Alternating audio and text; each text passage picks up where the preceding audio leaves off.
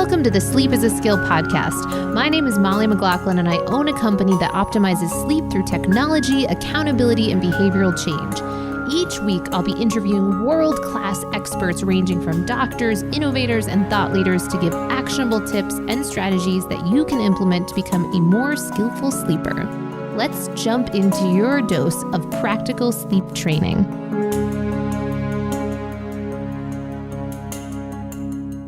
Welcome to the Sleep is a Skill podcast. I am your host, Molly Eastman, and today we are going to be diving into the topic of parasites and sleep, Lyme disease and sleep, tricky cases and tricky reasons that people are dealing with sleep difficulties that we might not at first glance have considered.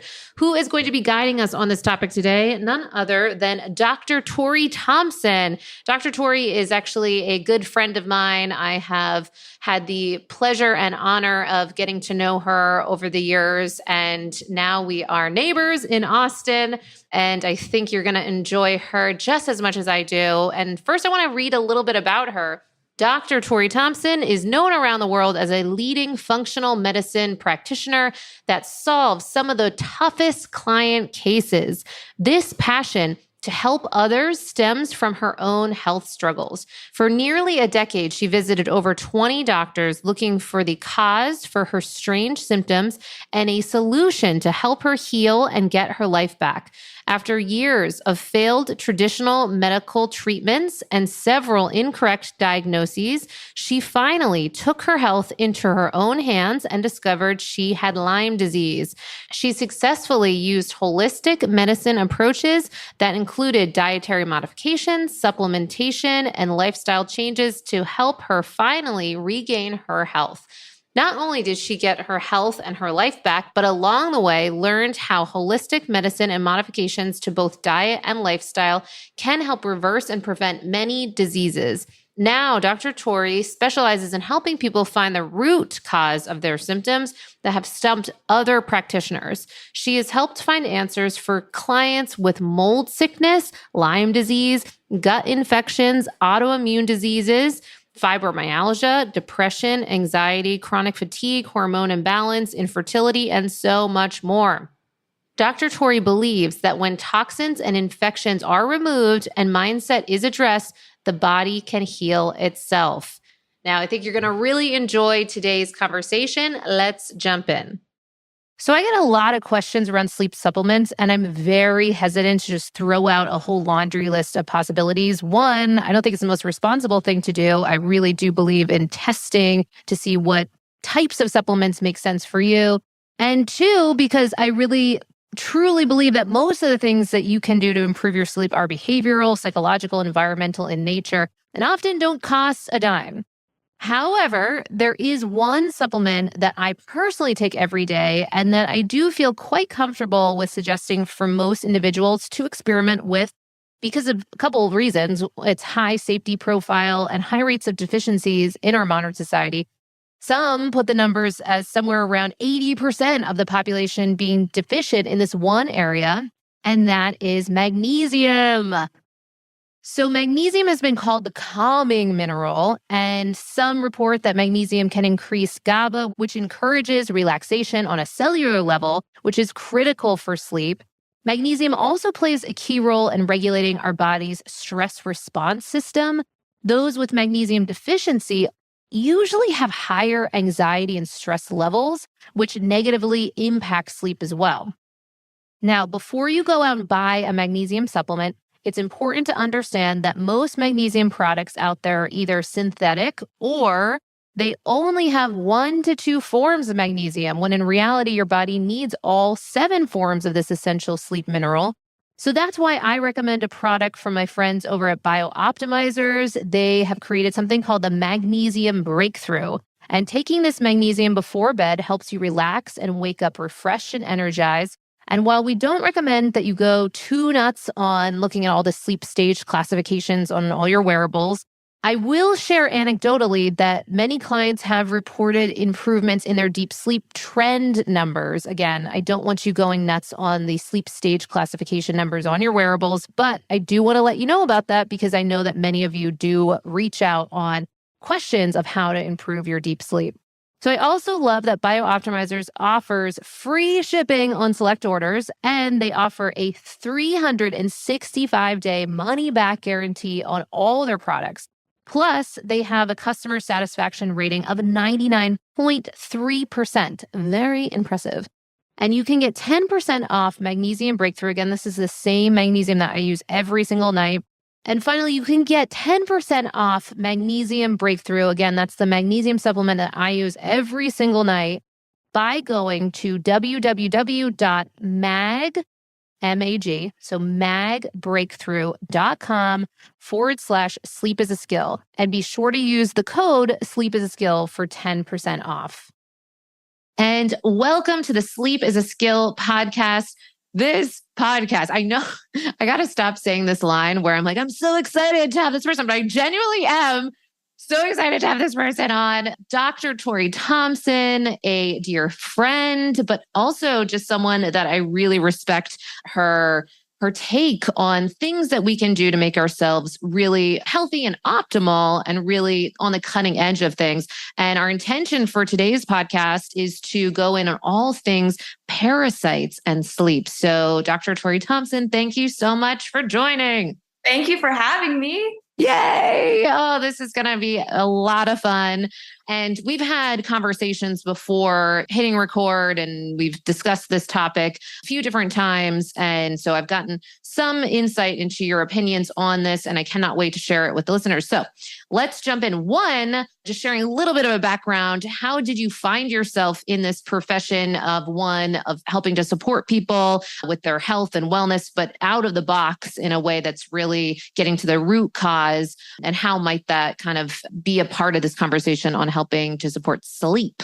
Yeah, I got into this because I was super, super sick most of my life. From the time I was a kid up until my late 20s, I was super sick and exhausted everything. We went to doctors all across the country. We tried medication, surgery, but couldn't figure it out. And one of my symptoms was horrible insomnia.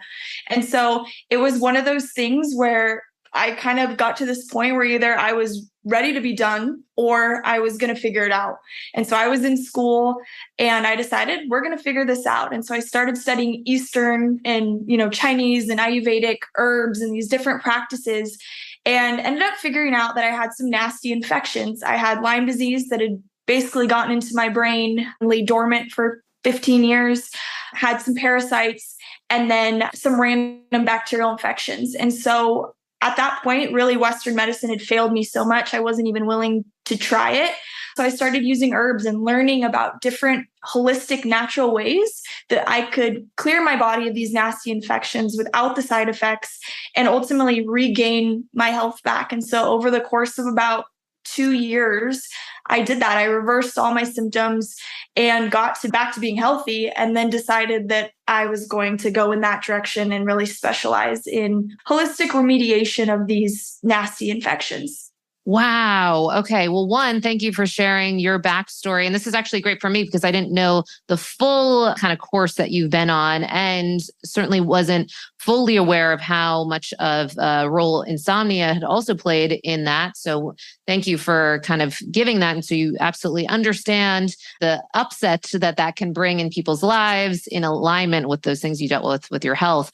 So as it relates to sleep, and you mentioned parasites, I am very excited to help kind of just 101, and then, certainly feeling free to get more advanced.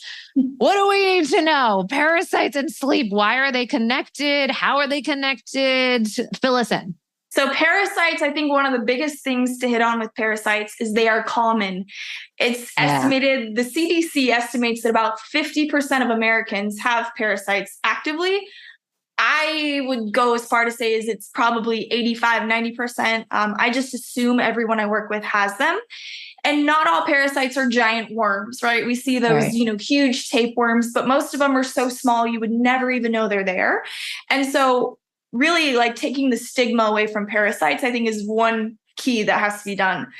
And then I would say probably the most common symptom across the board, aside from maybe brain fog and gut issues with parasites, comes sleep. Whether it's, waking up not feeling rested or just some form of insomnia. It seems to be pretty much across the board. People are dealing with sleep issues.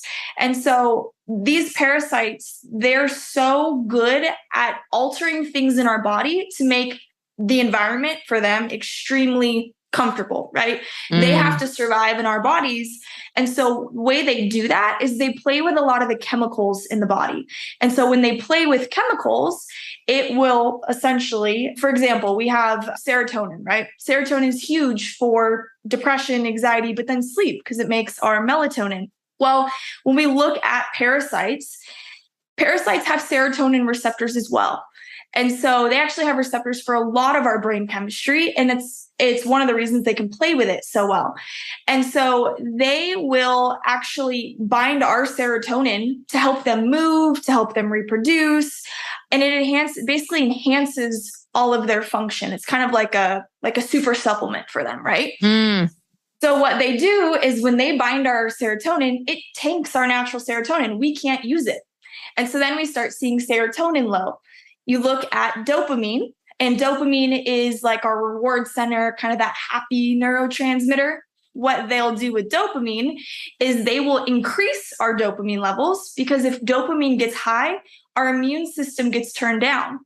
And so when your dopamine gets high, it's very excitatory to the brain. You don't sleep. Then your immune system is lower. And so the immune system won't actively go in and kill parasites. And so they play with these different neurotransmitters. They do it with GABA, they do it with acetylcholine, they do it with all of them in some form. And it is the perfect recipe for horrible sleep. Wow, that's very interesting. Okay. And so you see this kind of run its course. Are there ebbs and flows for people is it periods when parasites are particularly active or things to be aware of? What do we see there? Absolutely. And I know this is going to sound very woo-woo, but around the full moon, these guys reproduce more heavily. And it truly has to do with they reproduce it very cyclically. And so around the full moon, we tend to see a flare up of symptoms. And so it kind of comes back to the old, you hear people get crazy around the full moon. Yeah. Because the neurotransmitters get imbalanced, a lot to do with these parasites. Wow. So interesting. Okay. And so can be that seasonality or kind of a particular rhythm, kind of around the infradian rhythm as it relates to the moon. And are there times of day when they're more active or night, things for us to kind of be aware of as far as being on the lookout for this? Yeah. So they're metabolically active at night. So again, they'll play with our temperature, they'll do things. And when they're metabolically active, they're producing waste, which becomes inflammatory to the body. And so it's another factor that will go in and affect people's sleep. Wow. So interesting. Okay. So you're looking at new clients coming in or patients coming in to work with you, and you're making the assumption that most of these individuals probably have parasites. Now, and for many people listening, they might say, okay, maybe, but I would still like to have some sort of test or verification around this. What do you do to satisfy that concern? Absolutely. I'm like the testing queen. I am like, let's not guess about anything. Let's test. Love that. One of the things, though, is people want to come in and they want a stool test because that's kind of been the gold standard of functional medicine for as long as I can remember. But when you're looking at a stool test, if you've ever done it, the horror of having to go through it. Yes. Not fun. No, it's not fun. You are essentially hoping that you're lucky, right? So in a stool test, you will have a bowel movement into a little sample and then have to dig through it. What you're hoping for is that you get lucky enough that one, a parasite left its comfortable house in your gut, and two, that the little piece that you dug out that made it in the sample cup had that parasite in it. And so if you don't happen to get it, you could be full of parasites and just not lucky that in that sample you got a worm that was detectable. So I've moved almost completely away from stool testing, looking for parasites, and my favorite test is the organic acids test. It's a urine test. And instead of looking for the bug itself, what we look for is the metabolites, the waste of it, right? So we know that when there's parasites, things like ammonia get high. So we can see elevated ammonia, and we can see a lot of the lactic acid and these different metabolites or waste of the parasites that would kind of show us that there's a possible pattern of parasites. And then some of it, I have to tell people, is just assuming that they're there, right? It's very, Yeah. you just have to kind of assume that they're there. If you do all this testing and it's not, it doesn't hurt to throw in a little bit of a parasite cleanse. You can do parasite cleansing while, getting rid of mold or bacteria. But truly, the testing has evolved so well that the organic acids will show you the patterns. We can look at your dopamine, your serotonin. We can see all these things that would be altered due to parasites. Wow. So interesting. And for anyone listening that's still like, okay, but I haven't traveled internationally, I eat a quote unquote clean diet, whatever that looks like to them. Can you help sort through the type of person that might be running amok with parasites? Everyone. So parasites are common in vegetables, right? Anything that grows out, like lettuce, celery, anything that there's lots of crevices where these bugs can get into, they're loaded with parasites. Do you have a dog? Dogs tend to pass parasites to people all the time.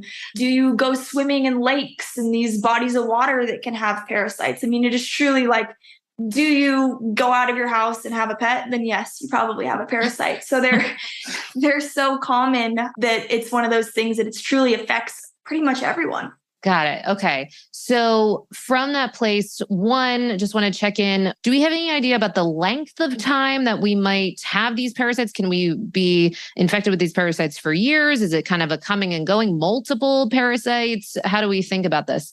Kind of both. You can have them for years. And because the testing doesn't tell us when you got something, we kind of have to play around and go, okay, well, it was likely here, likely there. But one of the things that parasites do that makes it hard for our body to get rid of them is they create something called biofilm. And biofilm is really fascinating because it's what allows them to survive in our body. And when you pick up a rock in a stream, that slime layer on the top? Yes. That's biofilm. And so what it does in the rock is it allows the bacteria on the rock to not get washed away in the stream. And so parasites are one of the infections that can produce biofilm in our gut. And so it creates this slimy substance around them. And so essentially your immune system will go by and it's like, I feel like something's wrong, but I can't find it. And then eventually the immune system's like, well, couldn't find it. So they just give up. And so these biofilm layers can be super diverse with parasites. But then if you come in contact with like toxins or mold or other bacteria, they'll also go into this biofilm.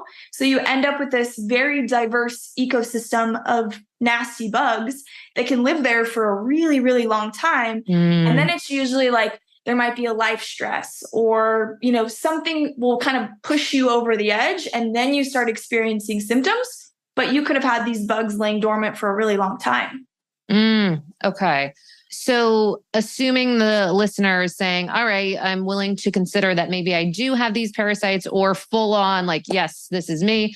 What are some of the things that we can think about of the actions that we can take to remove these parasites and help restore our health and our sleep? So the biggest thing is really getting rid of them, right? And so doing it, and I always say you can do parasite cleanses on your own, but it is always better to do it with someone that knows what they're doing. Yes. Because they don't like to die. And so they will make it very, very uncomfortable if you start killing them and then haven't done the right steps. So find someone to work with that can walk you through a parasite cleanse. And really in that, you can rid yourself of any bugs that don't belong. But work with somebody that knows what to do. And then you can add in other things to support detox, immune boosting things to get your immune system to fight off things on its own. And then coffee enemas. They are one of my favorite things. Yes. I've heard you talk about these a lot and I still am somewhat intimidated by coffee enemas. So hopefully you can help share more on that one too. Yes, I will say they have a horrible stigma to them, but they are fantastic for the gut, the liver. But one of the things that, coffee enemas do is when the coffee goes into the liver will basically dump its toxins and it will stimulate the gut to move faster. And we call this hyperperistalsis, right? The gut contracts faster. And when that happens, that biofilm that is holding the parasites will get naturally sloughed off. And so you'll start to release biofilm without doing anything. And so you can start to get rid of their house. And when you get rid of their house, you can start to get rid of them. And so when I started doing coffee enemas, I started doing them without doing a parasite cleanse, without taking any supplements that would have killed. And that was actually when I had one of the big parasites. I was able to get rid of a tapeworm without doing any sort of killing.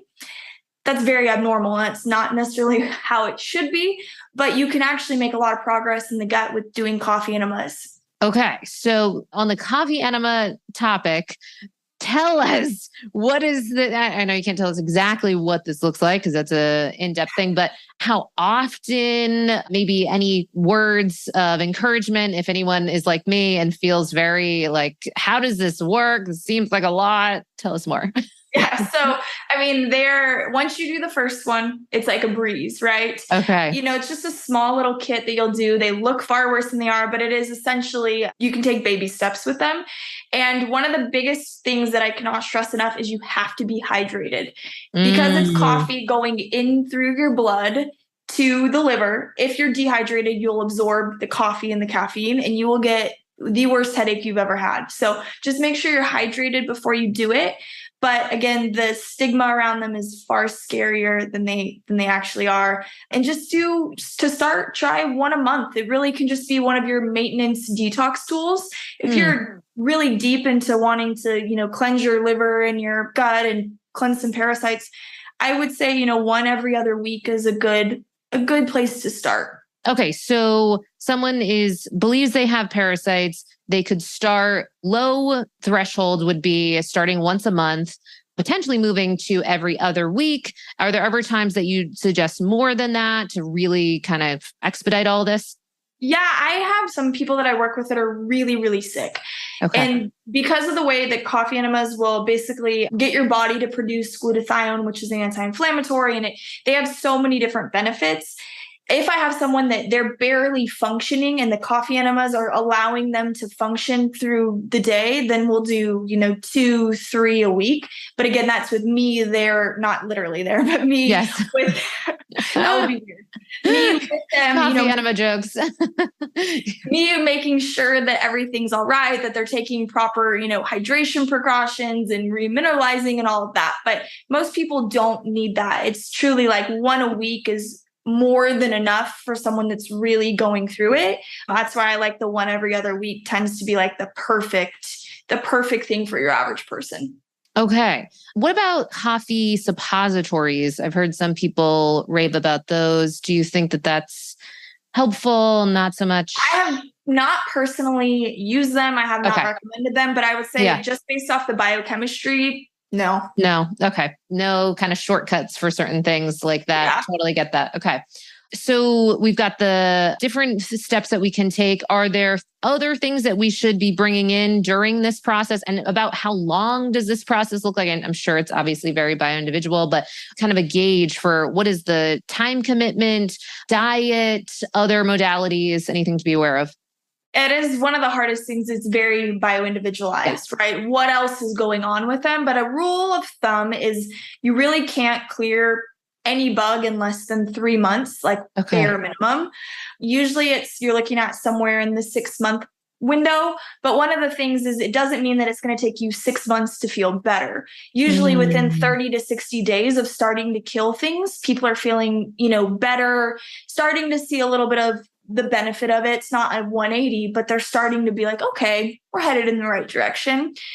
I always pair a really clean diet with it because we want to lower inflammation as much as possible. So I pull gluten, dairy, soy, sugar, alcohol, caffeine, corn, all of the things, and really go very anti-inflammatory, lots of vegetables, lots of fats, really, really clean water. And the stricter someone is with diet, the faster we can push them along. And so we go really tight there. And then usually we're working on other things at the same time. Was there toxins? Was there mold? And that can definitely lengthen the process. But I'd say 3 to 6 months is a good window of just a parasite cleanse. Okay. And you mentioned in that whole list, because I feel like I'm pretty dialed in on that particular list, except for the coffee, my love of coffee. So it sounds like we can have coffee through one means, but not the other means. Exactly. Exactly. And I'm a big coffee fan too. I mean, it's something that I think once you're out of the red zone, you can absolutely add it in. But coffee it's hard on the gut. Yeah. And so it's just another thing of, we don't want another trigger in there. And so I have some people that will tell me I will not give up coffee. And I'm like, okay, well, it's just going to slow you down a little bit. Yeah. But it is one of those, it's just so hard on the gut. It does, kind of push a little bit of leaky gut when there's other pathologies laying there. So I tend to say no oral coffee. Sure. Does that also apply? This is the caffeine addict in me. Does that apply to teas, or is there any workaround? Tea is all right, especially green teas, because I look at the antioxidants that they have is very beneficial. And then one of the things is people always be like, well, can I do decaffeinated coffee? That's always the caveat. And while technically decaffeinated coffee wouldn't really affect the gut as much because of the caffeine, I'm very anti-decaf because of the chemicals they use to decaffeinate it. It's really loaded with mold. Okay. We're going to have you on for like a part 2 or something. Okay. So with that, and actually wanted to circle back with one quick thing about the coffee enemas, because one thing I liked in one of our previous conversations is that you shared that this also doesn't have to be a big barrier to entry, even cost-wise or what have you. I think you said you have a favorite, like $30 kit or something along those lines. Is that right? Yeah, it's an Amazon kit. I think it's $32. And amazing. Then you just want to buy their special coffee. You don't, take Starbucks coffee and use that. It's going to be, you want it to be organic, mold-free, and then it'll just say enema coffee. And you want a light to medium roast. That's really the only thing. But it is so inexpensive, and you can actually get some pretty good results with it. Okay. I missed the enema coffee part. Okay. So then there's a particular type of enema coffee. Is that also available on Amazon? It is. You can Amazon that. Oh my God. Amazon. Okay. Parasite cleansing facilitators. Amazing. So in this conversation around parasites, are there things that help us? So we're committing to at least that 3-month mark, if not more, depending on the person. Are there certain things that indicate that we're kind of on the right path? Are there markers that you're looking for, metrics, subjective experience, anything to call out there? I mean, it's always watching someone's symptoms, right? And when you kill anything in the body, you might notice a little uptick in your symptoms for a few days. And then usually you start to feel relief. So we're looking at symptoms always. And then we can redo the organic acids. And then really easily you can do a blood test. And there's a marker on a CBC that's called eosinophils. And they become elevated when you are either dealing with a lot of food allergies or parasites. And so we can watch eosinophils and watch them come back into a normal range and pair that with symptoms and pair that with the organic acids and kind of paint the full picture. Do you bring anything in the mix like peptides or any of that along the way? Or do you more tend to keep it as natural as possible? How do you think about that? I like peptides for optimization. For me, I look at, we have to kill first. And I often see people will try to heal their leaky gut. It's kind of the thing I hear all the time, but it's like if you fell down on asphalt and you had road rash in your arm, you're not going to just let that heal, right? Yeah. You want to clean out the cut, get rid of all the rocks and all of that. And so that's what we go do with the gut is clean out the gut. And then you can use peptides as, fantastic gut healing and optimization, but I stick more with the herbs and supporting the body, supporting the liver and detox and the immune system while we kill. And then we go into optimization after that. Okay. Awesome. And when you said clean diet, I know that's relative and it's probably a longer conversation, but is there anything else noteworthy? I know you mentioned kind of the clear things to avoid.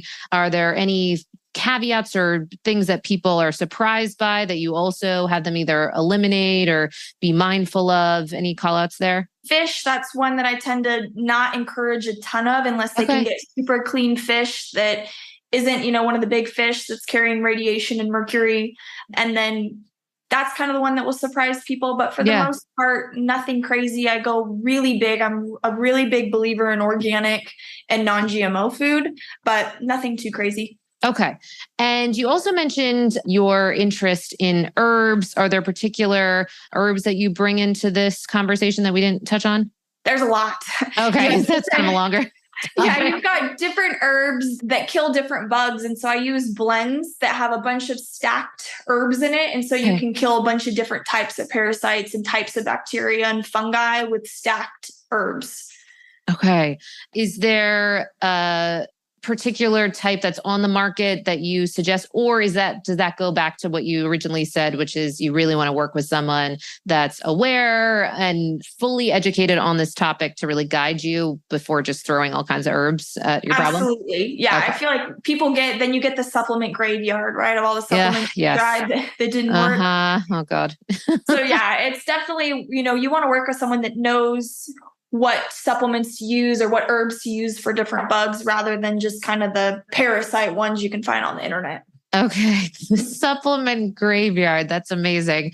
I definitely have one of those. Totally get that. And I think many people are looking for those cures and fix-its and what have you. So I appreciate you being responsible on that piece and not just, try this. And you'll see that online of this will solve it, just mimosa pudica or whatever. That's it. Yeah, exactly.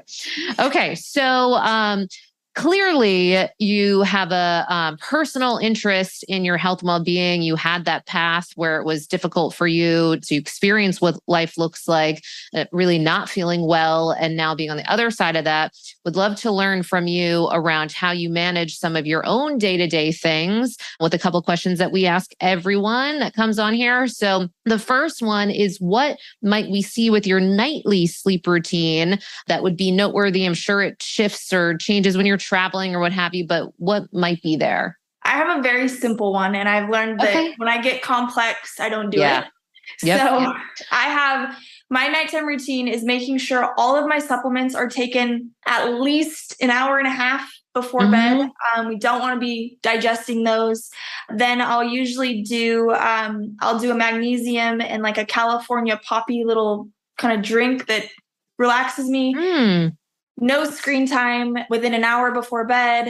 Make sure the house is cool. Make sure my Oura ring is charged. Yay. And then, winding down with whether it's journaling or meditation or something, but right before I go to bed. But I'm super simple on it, and I am very good at it because of the simplicity.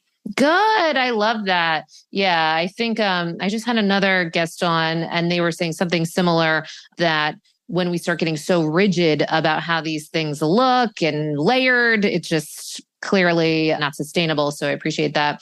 And then how does that spill into your morning routine? Is that kind of in alignment there too? Yeah. And I was one of those people where I used to be so rigid when I was sick about my schedule, like hard bedtime.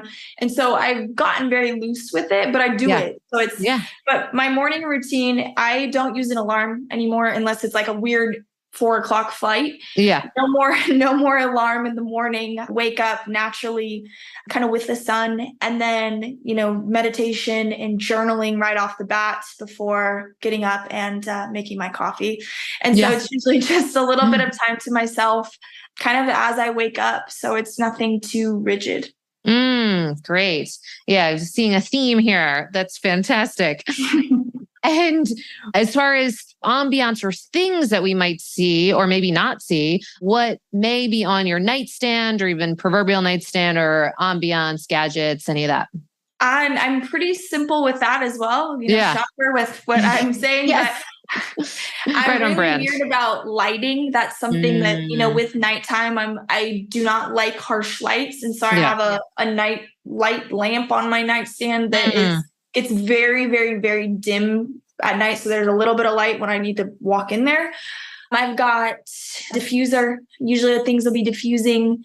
And that's pretty much it. I mean, there isn't too much tech because I tend to go more in the obsessive phase of it. Yes. And so even with the Oura ring, I have to be very, very mindful of not letting it dictate my day based on how my number read. Great. I love that point. I want to say we'd had a conversation before, and I think you maybe had mentioned times of kind of data sabbaticals, or is that right? Taking some time off. Okay, great. Is that a regular thing that you do, or how does that look? I do. I tend to I'll go tech for a while, especially if I'm working on something, right? If I'm detoxing or I want to use the tech to show me data, I'm all for it. But if I'm kind of in a really good place, either my stress is good or I'm on vacation, I go usually data free. I know my body well enough. I know if I got a good night of sleep. I don't need an Aura ring to tell me that. Yes. And so I'll usually go tech free, usually for a few months at a time, and then come back to it. And I kind of go cyclically. And then if, I'm very unattached to if I monitor, I'm off of it. Yeah. Great. Okay. I appreciate that. And then as far as our last question, which is in your whole life, what would you say has made the biggest change for your sleep game, or maybe the biggest aha moment you've had in managing your sleep? In my whole life. In your whole life. No pressure. That's a huge question.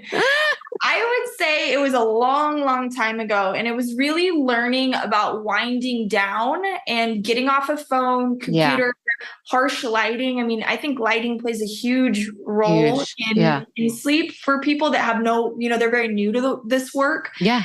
And then not being out. I used to be like, I loved being around people. And so I learned that I needed time to myself to wind down before bed. Yes. And those changes, I think, made the biggest impact. I know they're very, very simple and very basic, but back in the day, that was like a game changer for me. No, that's huge. And actually in the practical application of that, how have you found, or this evolving of your ability to ensure that goes that way? So like, making sure that you do turn down the lights at the particular time, maybe leave the party at the particular time, et cetera, et cetera. Is there just a structure for yourself? Do you feel like, I've seen for a lot of people, and I've also was sharing with you that newly being in Austin, tons of new opportunities and activities. And suddenly I'm having to check myself of like, oh, geez, gotta rein in the social activities. So how do you keep that balance? And also, one of the things we hear from clients is not wanting to feel like the weirdo leaving the party at a particular time,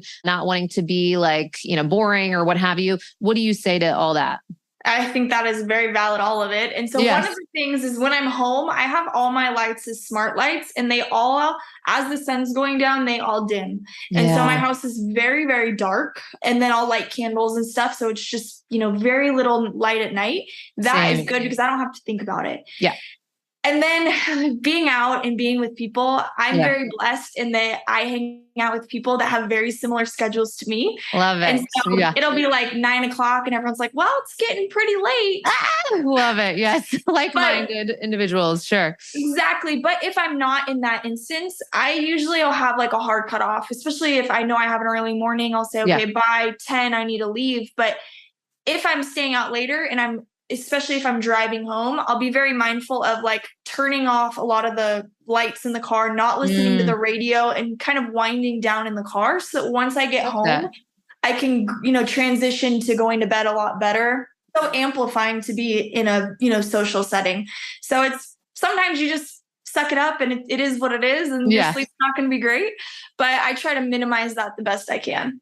I love that. Thank you for that. Because to your point, these things can be like, oh, sure, that makes sense. But it's the doing of it and actually envisioning ourselves as kind of creating that new identity of someone that is able to take a stand for our health and well-being in a particular way. And sometimes taking the judgment call and, socializing a little bit later and kind of striking that balance. So Absolutely. Thank you. Yeah, that's great. So did we miss anything in this conversation around parasites and sleep? Anything that we left out that you want to make sure we underscore? Or?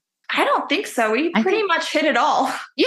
Okay. Fantastic. Good. And to your point, it's not necessarily going to be all fleshed out on a quick podcast, all the details, because you also need that accompaniment of someone that's done this before and can really guide you so that you're not wasting all this extra time and energy and upset. So yeah, I think that's an important thing too that you mentioned.